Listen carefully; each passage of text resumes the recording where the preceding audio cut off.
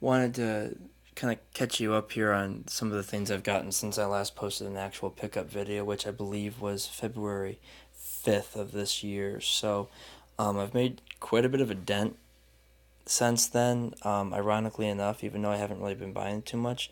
And I made quite a bit of a dent in my Hall of Fame project. So, um, yeah, uh, it's been a journey. I'm down to 99 Hall of Famers left for the project out of 323. And a good portion of the rest are pretty easy to come by. They're in the 20s caramel and 30s Gaudy, 40s play ball, etc. So, but I'll cover that in my next video. So I'm going to do something a little bit different here. Because my cards are at my parents' house, it's a little bit difficult to find the time to make the videos to show my pickups. So what I'm going to do, I have my eBay purchases on my phone. I don't remember what I've bought off eBay. I don't believe it's very much, if any at all, in the last couple months. So I have my eBay purchases. I have screenshots, and I'm just gonna kind of roll through them on my phone, using a screen capturing video app. So let me know what your thoughts are on this type of video. If you hate it, if it's hard to follow, if it's lulling you to sleep. The more critical, the better. And I can put more effort in kind of going forward. So, anyways, going back to May 21st, the first card I purchased that I didn't show you guys was the 1922 Jim Thome Allen Sports Card News Allen K's. It's a very rare version or a very rare Jim Thome rookie card. It's a miscut. I was super excited to come across it. I later found out, and you'll see later on in this video, that I was using the wrong keywords. There are a few more out there. It's still super rare, but there were a few more out there that I wasn't capturing with the keywords I was using at the time.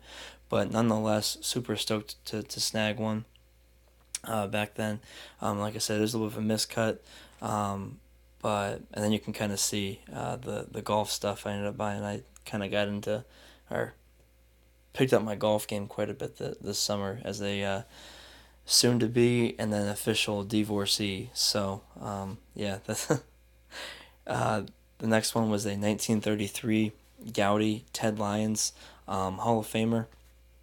I picked this up for around like $20 a couple months ago. It was my first purchase of the end of summer and since that Thome card, so pretty stoked to snag this for so cheap. Most Gaudy Hall of Famers, even in low grade, you'll find in the $30 to $40 range. So to get this for under 30, especially for about $20, was a pretty good deal. You'll see the back here. One thing I'm not going to do, some of my other videos,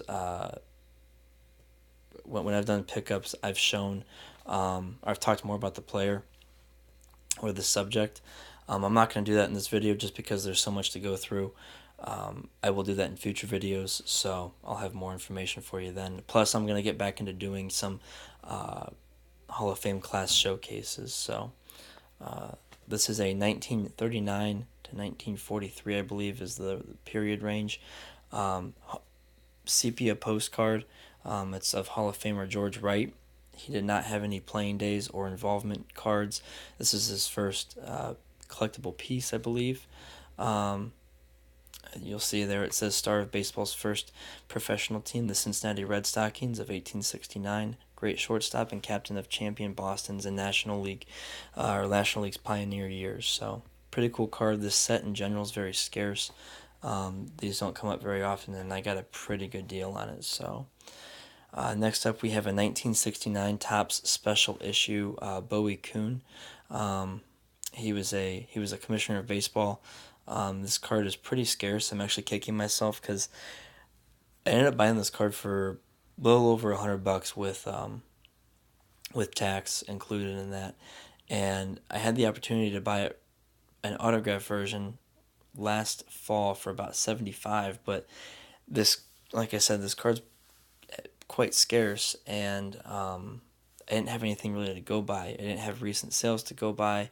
I didn't have much to go by as far as what the value was on it. So I passed on it because I didn't need the Netflix or the whoops the she just texted me Netflix, so I read that and said it. I didn't need the autograph version, so I ended up passing on it and then buying this for the non autograph version for about 25 to $30 more. So kicking myself in that a little bit, but ended up buying this. Still a really good deal on it because it's so scarce. You'll see there on the back it has a little bit of information on it. Um, and yeah, knocks off another Hall of Famer. And again, a very scarce issue. You're going to see that's kind of a common theme in some of these pickups. I've been focusing on some of the scarcer cards as they've come up. So this is a 1940 Chuck Klein. It's a 1940 play ball. Another Hall of Famer. That's the other theme, that and Tommy in my pickups, except for there's one non-Hall of Famer and one non-Tommy that I picked up. But anyways, 1940 play ball Chuck Klein. I got this like a month ago for like $12 with that's including tax. Heck of a steal in my opinion. Um, uh, Again, just knocks off another Hall of Famer. These 1940 play balls and 1939 play balls actually are growing on me. I love the actual photo. I think for being a black and white photo of its time, I think they're pretty detailed in my opinion, um, especially some of them. So you'll see more 40 play ball and more 39 play ball as we go on. Not in this video, but in future videos, hopefully. So, um, this is a 1949 Luke Appling. It's a 1949 Leaf Luke Appling, I should say. This card, the image on this card, I got this particular one because number one, it was a pretty good deal. Number two, the image, the contrast is just right. Some of these cards get darkened or washed out depending on how the contrast is. This one pops, especially in person. It's also pretty centered, and it's, I believe, wrinkle and crease free essentially. Um, so it's a BVG, Beckett Vintage Grading 3, very good. Very hyped to snag this card. Um, and yeah, very hyped to snag it. I believe it was my last post-war Hall of Famer I needed. Um, and so that's, I mean, post-war as far as playing days. So again, this is 1992 Sports Cards News, Alan Kay's. This one's very centered. Again, I switched up kind of the keywords I was using in eBay, and I found a few more of these. So I'm kind of snagging them as I find them because they are really scarce. So again, much better centering. It was actually cut right. So this is a spring training piece. These are actually, I got two of these. They're actually trimmed down to be more of a card size. And I'll show you how I found that out later. But another thing from, I think, 92 or something like that. 92 or 93 from Spring Training Cactus League. So there's that. This is that 1992 Sports Card News Alan Kay's. This is a sheet. So you have Mark McGwire, Wayne Gretzky, Jose Canseco, Todd Marinovich, Tommy Maddox, Vince Coleman, and then Jim Thome there on the bottom left. It's uncut. It will remain uncut. It's going to go in a protective sheet in the binder. So you'll see there on the back. It's pretty cool. This is how I found out that those cards previously were trimmed. This is a bigger sheet that this came on, and then somebody cut it down, like I said. I ended up snagging this. The reason why I snagged this one, number one, it's uncut. Number two, the photo was taken by David Kyle, and my first name and middle name is Kyle David. So I thought that was pretty funny. I was like, oh, I have to buy it. So this is my most recent purchase. This is a super, super scarce issue. So kind of a funny story about this. Snoop 12922. He and I talk on the phone every once in a while. Not as much as he and Aaron Davis talk, but he and I definitely hit each other up. And I mean, first of all, Snoop, congratulations on the box from Aaron. Aaron, if you ever watch this, unbelievable generosity and what you just sent Snoop. Go over to Snoop's channel and check out what Aaron sent him. Your jaw will hit the floor. But anyways, last Thursday, I'm away to class. I gave Snoop a buzz and I said, hey, and he and I were talking. And I said, hey, I got this card coming up that I want to buy, and it ends this weekend, and I don't want to tell you what it is, but just know it's really scarce. I didn't want to jinx anything, so I ended up winning it Sunday night, and I sent Snoop and baseball collector Mike a text with the picture. Just freaking hyped about this card. So this is a 1922 exhibit Bill Klem. He's a Hall of Fame umpire. I think he only has maybe one or two collectibles, maybe a couple more here. I don't know about that. Basically, one or two collectibles, and there's basically only one card, and it's this card. The last sale of this card was in 2017. The previous sale before that was in 2015, and this is the 20th sale of this card since 2004. So it doesn't come up very often whatsoever. So I spent a little bit more than what I was hoping to get it for, but I still think I got a good deal based on its rarity. Um, Super hyped to get it. Again, I think it's in great condition. These exhibits are growing on me as well. The photography on them, the detail for the detail for the era is quite incredible to me. So, but I was super hyped to get this, and again, knocks off another Hall of Famer. This one put me down to 99 left. So, last but not least, the T207 Grover Hartley. So this one has a pretty cool story attached to it. So for those of you that don't know, I collect Grover Hartley. I have a video about it. So go through my channel and check it out. But basically, he was my grandpa's manager in the minor leagues, and he has a couple he has a decent amount, like I think like 7 to 10 cards in total, um, that that come up, and the T207 is one of them. So for the T207 set, there's two sets of backs. There's the Broadleaf Cycle Anonymous set, and then there's the Recruit, and I'm not sure what the Recruit is paired with.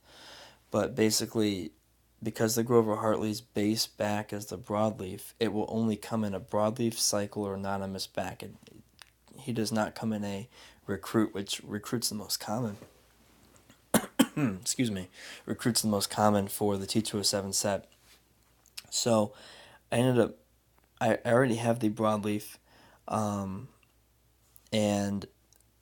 for those of you that don't know, the T207s are pretty hard to come by already. The broadleaf side's even harder, and then Grover Hartley is a super short print in the T207 set, so he's ultra hard to come by.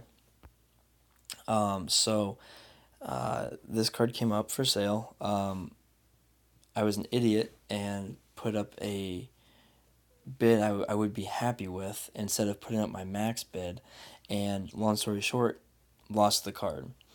Very next day, I posted on Net54. I said, "Hey, for if anyone won this card, please and would be willing to part with it, please let me know. I'd be willing to buy it from you." So, I ended up paying about $75 more than what I would have if I bought it on eBay with no tax. Now with the tax, I ended up paying probably like 50 to 75 or 50 25 to $50 more. So it's not a huge premium, and it's such a scarce card. I was hyped to get it. Plus, PWCC didn't get my money, so I guess that's kind of a silver lining. But this makes one T207 Hartley left, and I'm actually in talks with a guy on eBay about the one I'm missing. So yeah, I was super hyped to get this. He messaged me like 2 days later, and said, "Hey, yeah, I have it. I ended up getting a different Hartley for my set, so this one's available." He gave me his price, and I didn't want to dicker with him, so I bought it for his price, and super hyped about it. But yeah, super hyped to add this. We'll see what's coming up. I don't really have any major targets coming up. And that's okay. But it's been a pretty good couple of months. Again, I'm down to 99 Hall of Famers left, and we'll see what pops up. But my next video is going to be on my spreadsheet to kind of give you guys an update on where I'm at with my project, and we will go from there. So if you like this type of video, again, leave a comment down below, kind of what you liked about it, anything I can do to make it better, with the cell phone screen capturing. But thank you very much for watching. Hope you have a great rest of your Tuesday night, and I will talk to you guys soon.